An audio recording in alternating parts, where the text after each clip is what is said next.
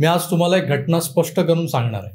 त्यावरून एक बाब स्पष्ट होते की काही लोक हे एका प्रकरणाचा मागोवा घेत ते तडीस न्यावं, त्या प्रकरणातल्या पीडितांना किंबहुना त्या पीडितांच्या आत्म्यांना शांती लाभावी यासाठी प्रयत्न करत आहेत.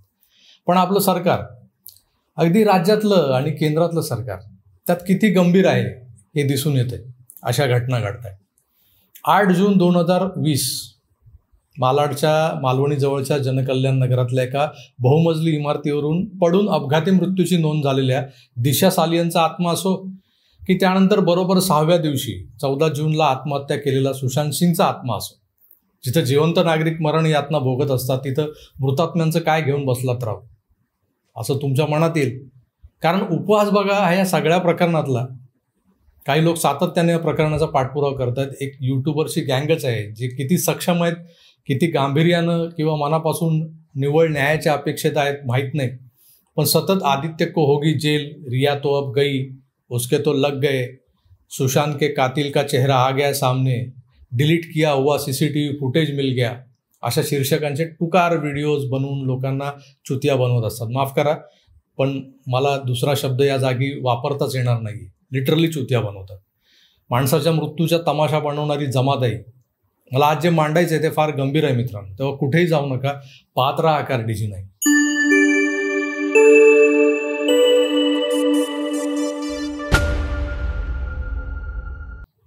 नमस्कार, मी प्रभाकर सूर्यवंशी आणि तुमच्या आवडत्या यूट्यूब व्यासपीठावर अर्थात आकार डीजी9वरून बोलतोय. कालच भाजपचे फायरब्रँड कार्यकर्ता मोहित कंबोज यांना भेटण्याचा योग आला. त्यांची मुलाखत घेतली मी आणि रात्री उशिरा ती प्रसारितही केली. आपण पाहिली नसेल तर जरूर पहा. त्या मुलाखती दरम्यान मोहित कंबोज यांनी काही उल्लेख ऑन द रेकॉर्ड केले तर काही ऑफ द रेकॉर्ड बऱ्याच गोष्टी आमच्या बोलण्यात आल्या. त्यावरही एक वेगळा व्हिडिओ मी लवकरच सादर करणार आहे. पण एक विषय जो मी कालच्या मुलाखतीतही मांडलाय आणि आज त्या विषयानं या व्हिडिओची सुरुवातही केली आहे. होय, तोच विषय, सुशांत दिशा आत्महत्या. आणि त्यात पेंग्विन गँगचा हात. दिनो मोरिया, सूरज पंचोली, आदित्य ठाकरे आणि तो राहुल कनाल जो आता मुख्यमंत्री एकनाथ शिंदे यांच्या पदराआड लपलाय. या सगळ्या मंडळींना टार्गेट करत एक यूट्यूबर जो ऑस्ट्रेलियात बसलाय, फोगाट फिल्म्स नावाचं यूट्यूब चॅनल चालवतो. त्या चॅनलवरून मुंबई हायकोर्टाचे एक वकील निलेश ओझा सातत्यानं वेगवेगळ्या घटनांचे दाखले देत सीसीटीव्ही फुटेज, कॉल रेकॉर्ड्स आणि लोकेशन्स, ऑडिओ क्लिप्स यांच्या जोरावर दिशा सालियन आणि सुशांत सिंग यांनी आत्महत्या केलीच नव्हती असं सिद्ध करू पाहत आहेत. तर त्या आडून ते आदित्य ठाकरेंना लक्ष करतायत, कळायला मार्ग नाही. उघड नाव घेऊन ते आरोप करत असतात. बरं, हा निव्वळ त्या चॅनलच्या व्ह्यूज आणि लाईकसाठी चालवलेला उद्योग नाही हे लक्षात येते. मामला सिरियस आहे. याच कंपनीतल्या एका वकिलानं रशीद खान पठाण यानं 15 दिवसांपूर्वी एक इन्फॉर्मेशन ॲप्लिकेशन कोर्टात सादर केलं, ज्यात त्यानं या प्रकरणातल्या आदित्य ठाकरेंचा सहभाग आणि त्यावर करण्यात येणारी कारवाई याबाबत आग्रही भूमिका मांडली होती. एक प्रकारची पिटिशनच म्हणा ती. आपण आजवर असल्या पिटिशनला किती गांभीर्यानं घेतो. आपण सोडा, आपण आहोतच कोण म्हणा, पण न्यायपालिका या अशा पिटिशनला हिंग लावून तरी विचारते का? मागे अभय भिडे आणि गौरी भिडेंच्या याचिकेचं काय झालंय आपण पाहिलं. सुशांत आणि दिशाच्या केसमध्येही तेच होणार हाच सूर जनसामान्यांचा आहे. पण रशीद खान पठाण याच्या पिटिशनवर चक्क आदित्य ठाकरेंनी कॅवेट दाखल केलं आणि या खटल्याचा सगळा रंगच बदलला असं आपण म्हणू शकतो. आदित्य ठाकरेंनी या पिटिशनची सुनावणी एकतर्फी होऊ नये यासाठी आधी माझी बाजूही ऐकून घ्या असं निवेदन कोर्टाला सादर केलं.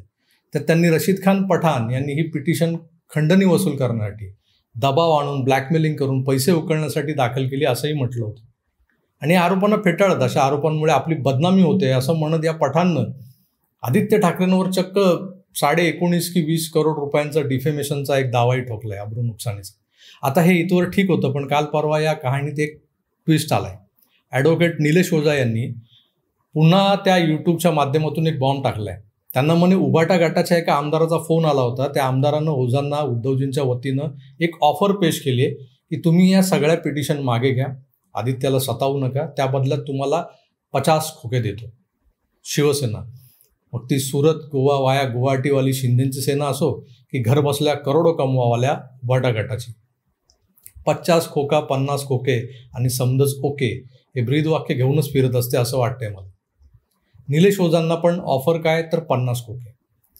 या आरोपाची मी पुष्टी करत नाही बरं का, पण कारण हे असले चॅनल जे देशाबाहेरून चालवले जातात, ज्यांना ट्रेस करणं शक्य नसतं, ते कुठल्याही कंड्या सहज पिकू शकतात. पण आता आजच्या घडीला त्या चॅनलवर तो व्हिडिओ उपलब्ध आहे ज्यात ॲडव्होकेट निलेश ओझा गांभीर्यानं आरोप करतायत, उद्धव ठाकरेंवर हा आरोप करतात. आदित्य ठाकरेंचा जर सुशांत आणि दिशा मर्डर केसमध्ये कुठला सहभाग नाहीये, तर या वकिलांनी लावलेले आरोप आणि केलेली पिटिशन यामुळे भांबावून जात ठाकरेंनी कोर्टात कॅवेट दाखल करणं आणि आता ही 50 खोक्यांची ऑफर. मामला गडबड नाही का वाटत तुम्हाला? बरं, या निलेश ओझांनी सरळ सरळ आव्हानही दिलंय की मी हा आरोप केलाय, मला 50 खोक्यांची ऑफर आल्याचा. ज्या आमदारांना कॉल केला होता त्याचं नावही 1-2 दिवसात उघड करेन. पण जर ठाकरेंना असं म्हणायचंय की आम्ही खोटं बोलतोय, आम्ही असं काही कुठली ऑफर दिलीच नाही, तर त्यांनी आमच्यावर अब्रू नुकसानीचा दावा ठोकावा, केस करावी, तपास करून पोलिसांनी आम्हाला अटक करावी, जेलमध्ये टाकावं. उघड उघड आव्हान आहे ना. वकील निलेश ओझांच्या या विधानात दम आहे. ही 50 खोक्यांची ऑफर खोटी असेल तर ठाकरेंची बदनामी झाली म्हणून ते यांच्यावर अब्रू नुकसानीचा दावा ठोकूच शकतात. वर्मने हा कॉल रेकॉर्ड केलेला आहे. हे प्रकरण एवढ्यावरच थांबलेलं नाही, तर रशीद खान पठाण यांनी आपल्या अर्जाचा पाठपुरावा केला जावा यासाठी आणि या 50 खोक्यांच्या ऑफरमुळे या केसला वेगळंच वळण लागू शकण्याच्या भीतीमुळे थेट राष्ट्रपती भवनाशी संपर्क साधत या प्रकरणात खुद्द राष्ट्रपतींनी लक्ष घालावं अशी लेखी विनंती केली होती.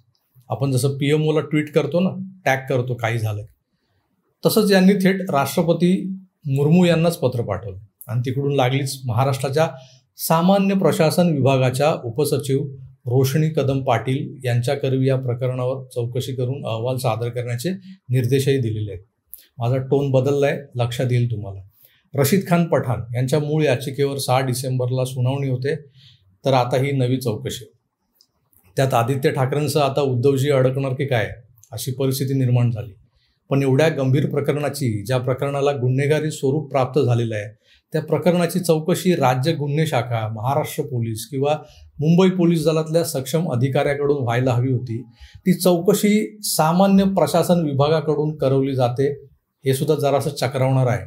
असो, कुणाकडूनही का होईना चौकशी तर होते. हे बोलायला बरं वाटतं, पण अशा चौकशीनं साध्य काहीच होत नाही हे लक्षात घ्यायला हवं आपण. तू मारल्यासारखं कर, मी रडल्यासारखं करतो, हा साधा सोपा फंडा आहे यामागचा. तर मित्र, या प्रकरणातले धागेदोरे पुरावे सतत 8 ते 10 दिवस खपून नष्ट करण्याचं काम महाविकास आघाडीचा सुपर कॉप सचिन वाझे यांना लीलया केलेलं आहे. त्याच 8 दिवसात कित्येक प्रत्यक्षदर्शी आय विटनेसना बांद्रा पोलीस स्टेशनला बोलवून तासनतास बसवून धमकावून कसं त्यांना परागंदा व्हायला लावलंय मुंबईतूनच, महाराष्ट्रातूनच. याबाबतचे काही किस्से माझ्याही कानावर आलेले आहेत. काही लोक भेटलेली आहेत.